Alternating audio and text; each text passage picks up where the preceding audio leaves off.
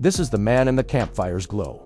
In the heart of the Adirondack Park in upstate New York lies a vast wilderness, untouched by human development for centuries.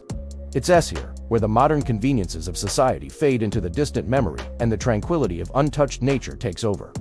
For those seeking solace in the great outdoors, this region offers a perfect escape. Miles upon miles of hiking trails wind through old-growth forests, past sparkling lakes, and over rugged mountains. And with countless campsites scattered throughout, there's no shortage of places to pitch a tent and marvel at the stars. It was to this very wilderness that a young man named Ethan ventured one evening in late August. A college student at a university, 3 hours away. He'd grown up visiting the Adirondacks with his family and had spent countless hours exploring its nooks and crannies. But this time, he wanted to do things differently. He wanted to venture off the beaten path, to experience the solitude of the wild, untamed forest all by himself. So he chose a spot far from any marked trail, more than a mile deep in the woods. And as the sun began its slow descent, he got to work building a small fire to ward off the coming darkness and the chill of the evening air. As the flames danced and crackled, casting flickering shadows on the surrounding trees, Ethan settled in to wait out the night. But as the hours passed and the darkness deepened, he couldn't shake the feeling that he was being watched. The forest around him was unnaturally silent, the usual chorus of crickets and owls, replaced by an eerie stillness. Every snap of a twig or rustle of leaves made him jump, his senses on high alert. Then just when he was beginning to relax a little, he saw it.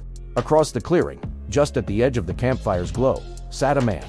He was perfectly still, his eyes fixed on Ethan, with an intensity that sent shivers down his spine. Startled, Ethan called out, his voice echoing strangely in the stillness. "Hello," he asked, hoping it was just another hiker who'd gotten lost and was looking for help. But the man didn't move. He continued to sit there motionless, like a statue carved from the darkness itself. Ethan tried to rationalize it. Maybe it was a bear, he thought, or some other wild animal that had been drawn to the fire. But as he watched, the figure didn't move, and Ethan could see that it wasn't an animal. It was a person, and not just any person, but someone who seemed to be staring directly at him with an unnerving intensity. Nervously, Ethan stood up and walked closer to the fire, trying to get a better look at the man.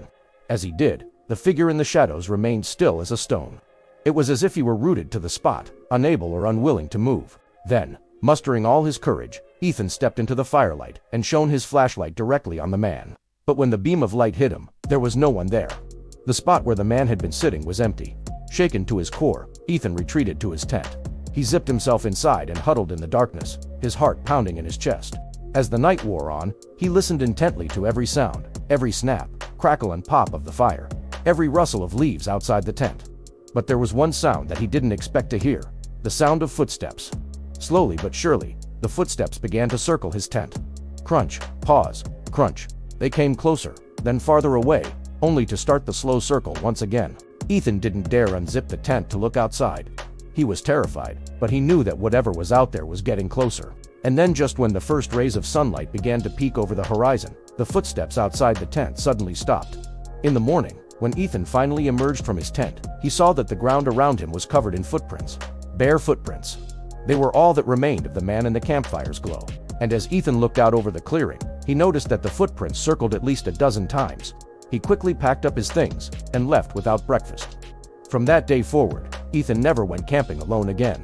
And though he never saw the man in the campfire's glow again, he could never escape the haunting memory of those bare footprints that still seemed to circle him even in his waking hours. Thank you for watching.